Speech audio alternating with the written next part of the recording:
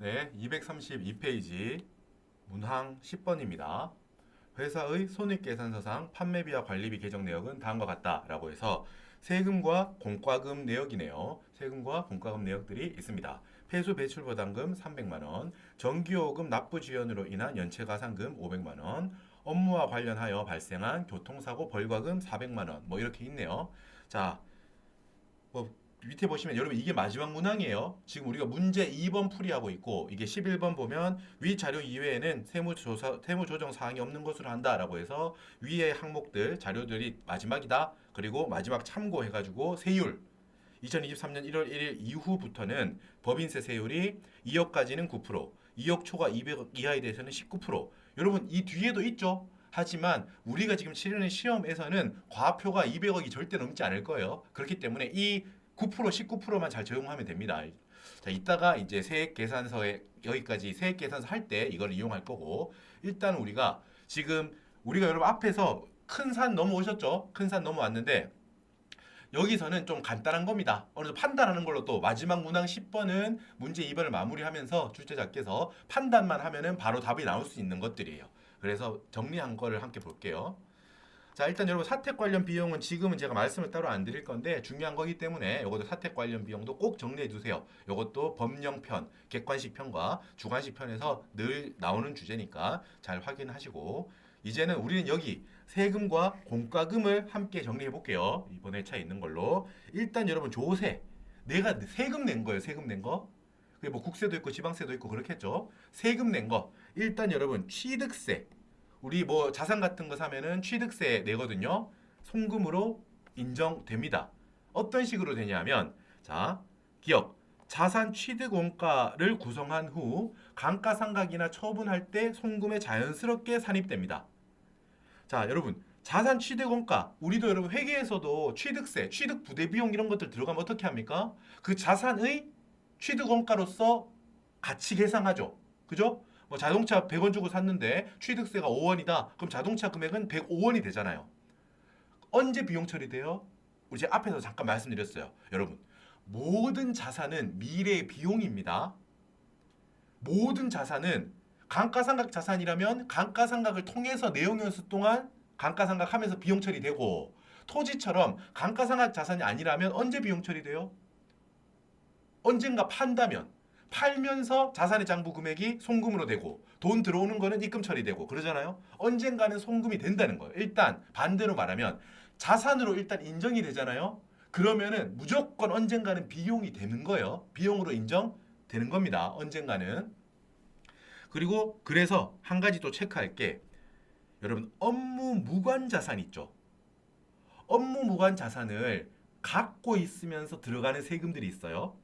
내가 우리 회사가 업무하고 무관하게 대표이사가 타고 놀 요트를 샀다라고 해봐요. 자, 주의할 점. 업무 무관 자산이라고 하더라도 취득할 때 들어간 세금인 취득세는 자산의 취득 원가를 구성합니다. 그 말은 무슨 소리예요? 업무 무관 자산의 취득세는 어떻게? 미래의 송금으로 인정돼요. 어떤 세금이지만 업무하고 무관한 자산에 관한 세금이지만 결과적으로 취득 원가를 구성하게 허용해 주니까 미래의 송금으로는 인정됩니다. 이거 많이 헷갈려요. 자, 이어서 여러분 만약에 우리가 자산을 보유하고 있어요. 그럼 보유한다는 사실만 이라도 세금을 낸다고요. 보유세예요. 보유 단계에 대한 세금. 예를 들어서 재산세, 우리 재산세, 자동차세, 종합부동산세 이런 거 1년에 한 번씩 낸다고요. 그죠? 종부세는 뭐 6월 1일 기준으로 갖고 있는 토지 이런 거 갖고 있는 사람이 내는 거고 우리 재산세, 자동차세는 뭐 자산 같은 거 자동차 갖고 있거나 해당되는 자산을 갖고 있으면 1년에 한 번씩 이렇게 내야 되잖아요. 이런 보유 단계의 세금은 업무 관련 자산분에 대한 세금만 인정합니다. 송금으로. 즉 업무하고 무관한 자산에 대한 보유 단계 세금, 재산세, 종부세, 자동차세는 송금 불산입 기타 사유 유출인 거예요. 그러니까 여러분 헷갈리는 게 뭐예요? 업무 무관 자산 같은 경우 취득세는 여러분 뭐다? 결과적으로 송금으로 인정되는 거예요. 자산의 취득 원가를 구성하기 때문에 하지만 다른 취득세가 아닌 다른 재산세, 종부세, 자동차세처럼 보유하면서 내는 업무 무관 자산분에 대한 보유 단계 세금들은 전액 송금불산입 기타 사유출. 됐죠? 구별하셔야 돼요. 기본적으로 세금은 송금으로 인정해줘요. 나라에서 내라고 한 거니까. 하지만 업무 무관한 거에 대한 세금은 송금으로 인정 안 합니다. 다만 업무 무관 자산에 대한 세금이라도 취득할 때는 업무 무관 자산에 관한 취득세는 예외적으로 자산 취득 원가를 구성하게 해주니까 결국 송금으로 인정되는 거라고요. 이런 식으로 생각하시면 돼요. 자, 마지막으로 우리 법인세 그리고 법인세 연동되어 있는 지방소득세, 법인세 10% 내고 이런 것들, 농특세 이런 것들은 뭐다? 송금불산입 기타사 유출한다. 세금 중에서 여러분 법인세 이거는 우리 소득세도 마찬가지죠. 법인세, 소득세 보자마자 송금불산입 기타사 유출한다고 했잖아요. 이거는 여러분 법인이 뭘 잘못했다, 소득 개인이 뭘 잘못해서 이렇게 하는 게 아니라고 했죠. 우리가 법인세 세법상 제대로 된 금액을 계산하기 위한 과정이잖아요. 그래서 단기 순이익에다가 이 법인세를 어떻게 다시 법인세를 더해줘서 법인세 차감전, 소득세 차감전 이익으로 다시 환원시켜준 다음에 낼 세금이 얼마인지 한번 다시 계산해보자 이런 거기 때문에 이거를 빼주지 않으면, 여기서 빼주는 게 아니고 송금불산입에서 다시 환원시켜주지 않으면 계속 돌고 도는 환원 오류에 빠지기 때문에, 순환 오류에 빠지기 때문에 법인세 보자마자 송금불산입 하는 거였다라는 거였어요. 자, 그리고 세금 중에서 뭐다? 부가가치세 매입세. 내가 부가가치세 과세 대상의 물건을 뭐 사왔대요.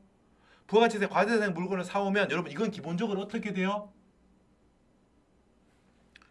나중에 내가 부가가치세 매출세액은 부채잖아요.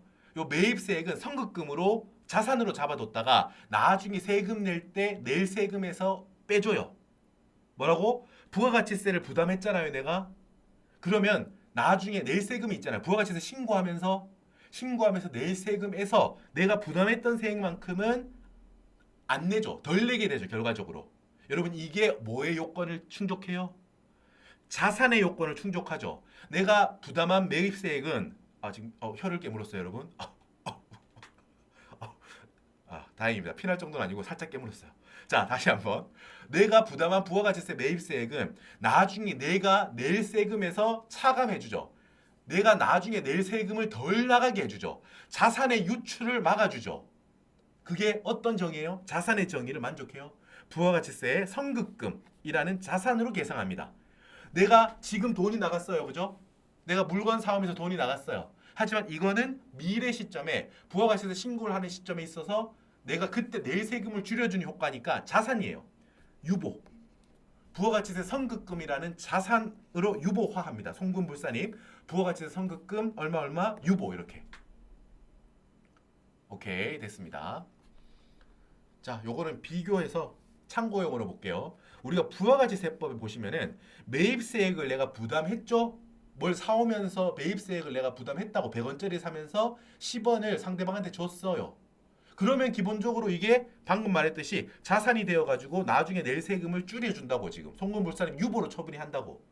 송금불산입이지만 이게 송금으로 영영 인정 안 해주겠다 이 말이 아니잖아요. 자산이 됐으니까 나중에 이 유보가 사라지면서 추인되는 거잖아요. 그죠? 송금으로 인정되는 거예요, 결과적으로. 하지만 내가 매입세액을 부담했지만 부가가치세를 공제해주지 않는 친구들이 있어요. 이런 경우들이 있어요. 이거를 법인세법에는 어떻게 처리하는지 볼게요.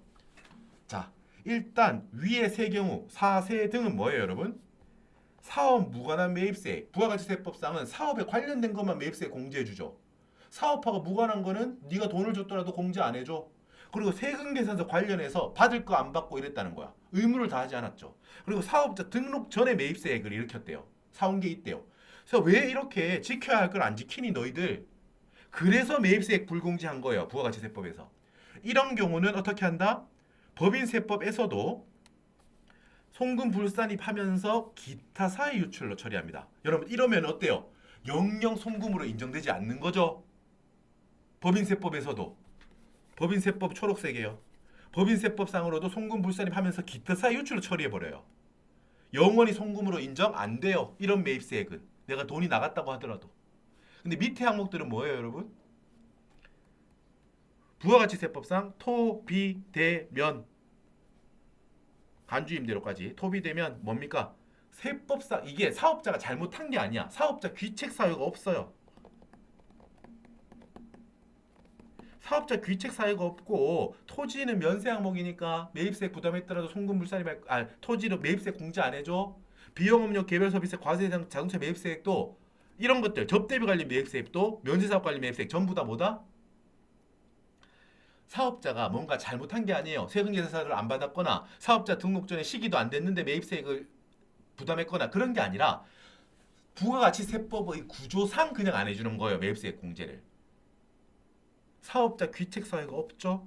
여러분 이러면은 법인세법에서 이걸 어떻게 처리해줘야겠어요?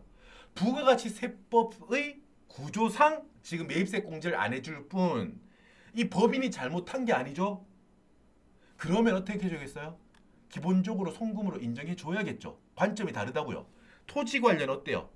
이거는 세법상은 법인세법상은 송금 불산입하고 유보로 처리하는 거예요. 그러면 어때요? 유보로 처리했다는 말은 제가 뭐라고 했죠? 일단 자산으로 본다는 말은 무조건 미래의 송금으로 봐주는 거예요. 맞죠? 비용업용 개별 소비세 과세대상 자동차 매입세 이거는 차량 원가에 가산해요. 차량 원가에 가산한다는 뜻은 똑같이 먼 미래 자산으로 인정이 됐다는 말은 무조건 미래의 비용으로 처리된다는 거죠. 물론 이게 감가상각 대상 자산이니까 송금불산의 유보로 처리하지 않고 즉시상각의제라는 걸로 처리할 거예요. 즉시상각의제는 자산으로 계상한 후 즉각적으로 감가상각한 걸로 의지하는 거를 즉시상각의제라고 하잖아요. 아무튼 즉시상각의제로 본다는 말은 자산의 원가로 일단 본다는 거예요. 비용으로 인정된다는 뜻이죠. 자, 접대비 관련한 매입세액은 어때요? 접대비로 봐요. 그러니까 한도 내라면은 한도 내에서는 송금 인정해줘요. 물론 한도 초과 있다면 송금불사에 기타 사유 유출하겠죠. 면세사업 관련 매입세액이 만약에 이게 자산성이 있는 지급이라면 그 자산에 묻으면 돼요. 그럼 이건 당연히 미래 송금이겠죠. 자산의 원가가 됐다는 뜻이니까. 자산성이 없고 일시적인 일회적인 지출이다. 그러면 그냥 그 해의 단기 비용으로 바로 처리해버리면 돼요. 즉시 송금 처리해버려요. 알았죠? 이렇게 처리하면 됩니다. 자, 계속해서 이제 공과금입니다. 지금 국세를 보고 국세, 지방세, 조세를 보고 왔어요. 공과금은 뭐예요? 공과금은 국가 등이 법률에 따라 강제로 내라고 하는 거예요. 자, 원칙적으로는 이건 송금 인정합니다. 법에 따라 내라고 하는 거니까. 어때요? 교통 유발 부담금. 여러분 이건 뭐냐면 우리가 뭐 도시에 이게 사거리잖아요. 뭐 이렇게 거리가 있어요. 근데 여기에다가 우리가 큰 건물을 이제 짓는데 내가 예를 들어서 원래는 교통이 워낙 원활했는데 내가 여기에다가 무슨 대형 마트 걸 짓는데요. 그럼 여러분 나로 인해 가지고 교통이 엄청나게 혼잡해지겠죠? 그 주변 사람들이 엄청 싫어할 거 아니에요. 물론 좋은 면도 있겠죠. 뭐 대형마트가 들어오면 좋은 면도 있지만 나로서는 교통 혼잡을 유발했잖아요. 그러면 그때는 교통 유발 부담금을 내라고 해요, 법에서. 뭐 딱히 잘못한 건 아니지만 책임을 지라 이거죠. 네가 사회적인 어떤 책무를 다해라. 그래요. 폐기물 처리 부담금도 네가 뭐 공장 같은 걸 하면서 폐기물 처리하면서 어쩔 수 없이 환경오염이 일어나네. 폐기물 처리할 때 부담을 해라. 토지 개발 부담금 이것도 네가 토지 개발해서 뭐 너 사업에 쓸 거니 허가해 줄게. 근데 네가 그에 대한 좀 공과금을 돈 좀 낼래? 지자체에 국가에 좋은 데 쓸게. 이렇게 낸 거예요, 여러분. 송금 인정해 줘야겠죠, 이것들은. 근데 예외적으로 송금으로 인정 안 하는 게 있어요. 이건 뭐냐면 첫 번째, 여러분 많이 나오는 것들 이건 암기하고 있어야 돼요. 임의 출연금이에요. 법에서 강제된 게 아니에요, 이거는. 강제성이 없는데 임의로 그냥 낸 거예요. 이거는 송금으로 인정 안 해줘요. 임의 출연금. 그리고 많이 나오는 거 이거예요. 폐수 배출 부담금. 이거는 여러분 이렇게 생각하면 돼요. 몰래 공장에서 강이나 수지를 오염시킨다는 거예요. 그거에 대한 제재를 하겠다 이 말이에요. 마지막 장애인 고용 부담금은 뭐냐 하면 예를 들면 어떤 일정 규모 이상인 경우는 몇 명 이상을 장애인을 꼭 고용하세요라는 법이 있어요. 그 법을 위반한 거예요. 그때 예를 들면 장애인 위반하거나 아니면 이렇게 돼 있어요. 고용을 하거나 고용 못하겠으면 뭐 이거를 내세요 뭐 이런 식이에요. 그의 기준에 해당하는 만큼 못 고용했으면 이만큼 내세요 이런 거예요. 대신 그렇기 때문에 이런 것들은 법 기준에 미달한 거죠. 법을 위반하거나 미달했다는 거예요. 그거는 제재해야 된다는 거예요. 사회적으로. 이거는 송금 인정하지 않아요. 이런 것들은 송금 불산입하고 송금 불산입하고 기타 사유 유출하는데, 자 여러분 일단 암기가 필요한데 많이 헷갈리는 것들 일단 여러분 이것들 체크하세요. 송금 인정 안 하는 것들 임의 출연금, 폐수 배출 부담금, 장애인 고용 부담금은 송금 불산입하고 기타 사유 유출합니다. 그리고 헷갈리는 게 뭐예요, 여러분? 표현상 폐기물 처리 부담금은 이거는 법에 따라 내라고 하는 거예요. 네가 공장을 운영하면 이거는 내야 되는 거다. 그래서 이건 송금으로 인정돼요. 근데 폐수 배당금은 어떻게 봅니까? 네 수지를 오염시켰지. 제재해야겠어. 이런 관점이라서 이거는 송금 불산입이에요. 되게 비슷해 보여져. 둘 다 폐가 들어가기 때문에. 하지만 폐기물 처리 부담금은 송금 인정되고 폐수 배출 부담금은 송금 인정 안 된다는 거. 오케이. 그리고 마지막으로 내가 뭘 어겼다는 거예요. 벌금, 과금, 과료, 과태료. 일단 여러분 송금 인정하는 경우는 뭐냐면 내가 사계약을 했어요. 사적으로 계약을 했는데 그게 늦어져 가지고 돈을 늦게 줬대요. 일반적인 사적인 계약상 의무를 늦게 이행해서 늦어서 미안하다, 지체가 되어서 미안해, 지체 상금이에요. 그래서 내가 상대방한테 준 거예요. 그리고 예를 들면 전기요금 납부지연 연체가상금, 국유지 사용료 납부지연 연체료 이런 것들 여러분 우리 이번 회차 법령에도 나왔죠. 이것들. 이거는 다 뭐예요? 자금 사정이 어려워가지고 내가 어쩔 수 없이 늦게 주면서 추가로 준 거예요. 여러분 이게 국가에서 이런 회사를 제재하는 거는 너무 가혹하죠. 이미 상대방한테 늦어가지고 미안하다고 추가로 더 줬어. 이거 지체, 연체 이런 애들은. 근데 그거에 대해서 비용으로 처리 안 해주면 너무 과하다라는 거야. 법이. 오케이? 이렇게 한번 생각하시고 마지막 2번은 뭐예요? 이거는 여러분 송금으로 인정 안 해요. 송금 불산의 기타 사유 유출이에요. 법을 위반한 거에 대한 벌칙이에요. 기억, 관세법 위반 벌과금, 업무 관련 교통사고 벌과금, 산업재해 보상 보험료 가상금, 벌, 과 막 이런 거 들어가죠. 과태료. 그리고 국민건강 법에 따른 연체금, 국유에서 납부하는 벌금, 벌, 과 이거는 법을 위반한 거에 대한 제재로 지금 추가로 내는 거잖아요. 이거를 만약에 송금으로 인정하면 결과적으로 나라에서 세법이 그 벌금을 일부 내주는 거하고 똑같은 효과가 돼버려요. 그래서 벌에 대한 제재를 좀 더 크게 하기 위해서 이것들은 송금으로도 인정 안 해줘요. 벌금으로서 관련 기관에 내고 그리고 세법도 그거를 법인의 송금으로 인정 안 하니까 결과적으로 두 배로 이중으로 또 제재가 되는 거예요. 됐죠? 자 이런데 여기서 또 여러분 헷갈리는 게 뭐예요, 여러분? 일반적으로 연체, 지체 이런 말이 들어가면은 야, 네가 자금이 안 좋구나. 자금이 안 좋아서 늦게 준 거에 대해서는 제재하지 않을게. 송금으로 인정이죠. 그런데 밑에 내용 중에 표현상에 연체라는 표현이 들어갔는데 송금으로 인정 안 해주는 게 있어요. 뭐예요? 국민건강법에 따른 연체금이에요. 이거는 사정이 안 좋아서 늦게 내는 거긴 한데 법을 위반한 거로 보는 거예요. 국민건강보험법 이거를 위반하고 늦게 낸다? 이 연체금은 야, 법 위반에 대한 벌칙이야. 이거는 송금으로 인정해주면 안 되겠다. 따로 여러분 잘 체크하셔야 돼요. 자, 그리고 지금 우리 2번에서 우리 10번 문항에서 뭐가 나왔었죠? 업무 관련 교통사고 벌과금. 요거 송금 인정 안 되죠? 예를 직원이 출장 개인적으로 여러분 놀러 가다가 사고 난 거 말고요. 그건 당연히 송금 불산입이겠지. 그걸 회사가 왜 내줘요? 만약에 주말에 개인적으로 업무 안 보고 개인적으로 친구랑 놀러 가다가 교통사고 났는데 뭐 그럴 리는 없겠지만 만약에 그거를 회사가 왠지 그걸 비용 처리했다. 여러분 그거 말이 돼요? 그건 송금 불산입하고 당연히 상여로 처리해야겠죠. 맞죠? 개인이 낼 거를 냈으니까 회사가 대신 낸 거니까. 지금 여기는 그게 아니고 업무하고 관련이 돼 있다고요. 직원이 출장 가면서 운전하다가 교통 사고를 내든가 교통 규칙을 위반했대요. 과속하거나 막 이랬대요. 업무하고 관련이 돼 있어서 회사가 내줄 수는 있겠죠, 그거를.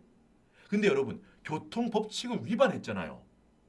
뭐 회사를 위해서 운전하면 위반해도 돼요? 안 되지. 그래서 송금 불산입하고 그 대신 이거는 업무를 위했던 거니까 운전했던 개인이 뭔가 이득을 본 건 아니잖아요. 기타 사의 유출로서 종결하겠다 이 말이에요.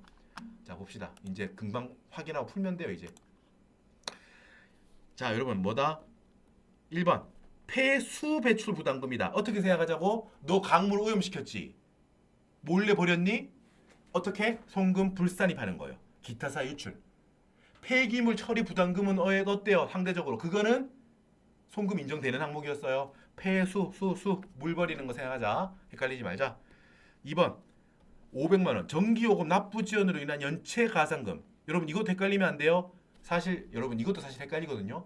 제가 벌, 과 이런 거 들어가면은 벌, 과 들어가면은 벌칙이니까 뭐였어요? 송금 불산입인데 사실 이것도 사실 헷갈리는 게 있어요.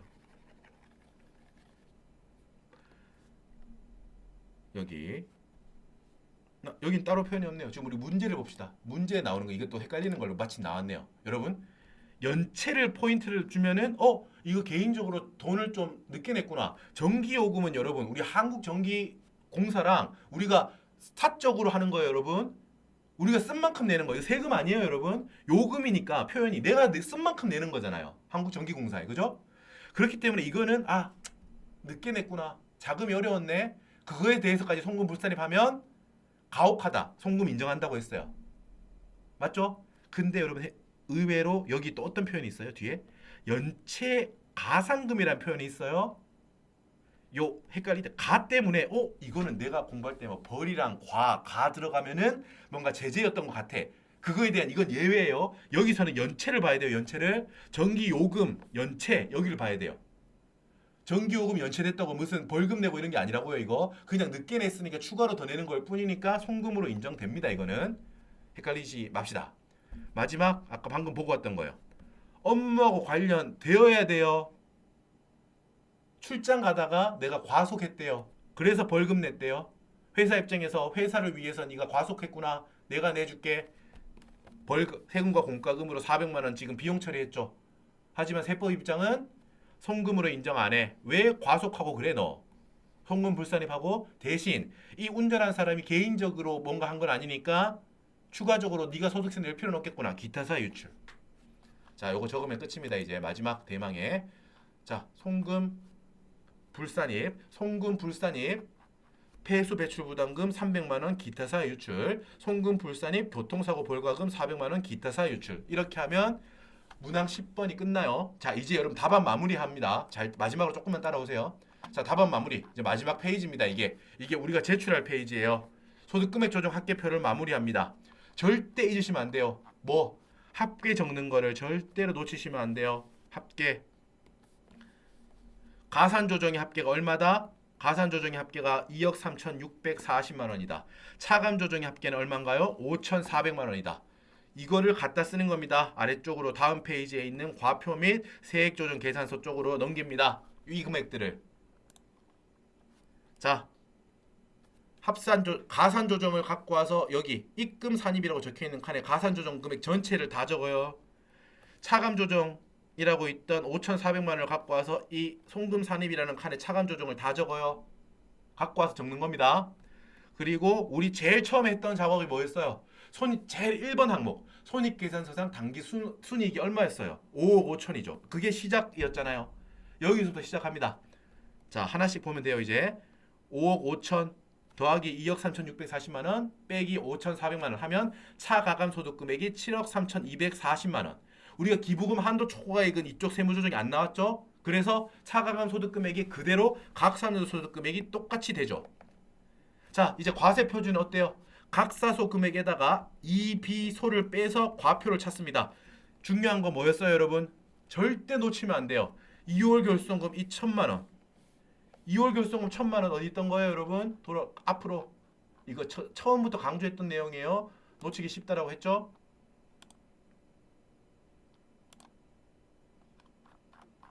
자, 이거였죠.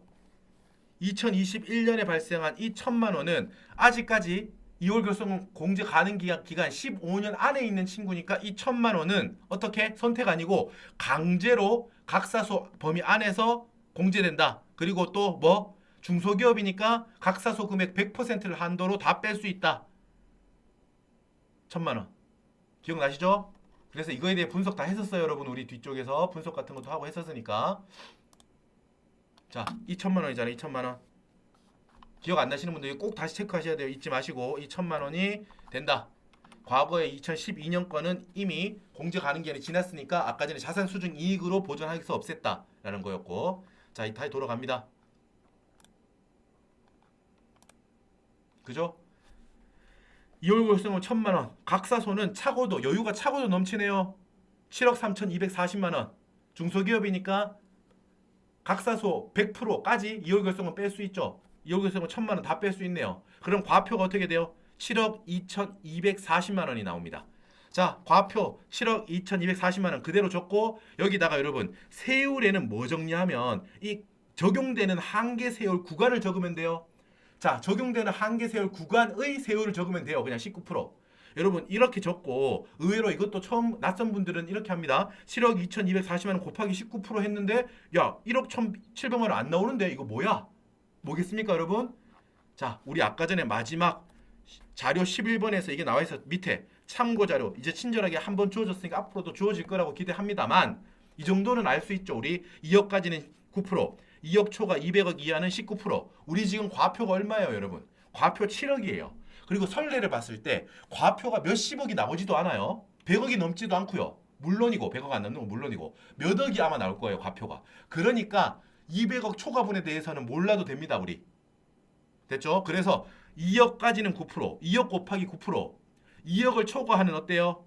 2억을 초과하는 부분 7억 2,240만 원 빼기 2억, 즉 5억 2억을 초과하는 5억 2,240만 원에는 19%를 곱해요. 그럼 얼마가 나와요? 1억 1,725만 6천 원. 1억 1,725만 6천 원이 산출세액으로서 정답입니다. 그리고 얼마 어디까지 적으라고? 115번 이 산출세액까지 적으라고 했었죠? 여기까지 적으면 완벽하게 끝난 거예요. 문제 2번 완벽하게 클리어한 겁니다.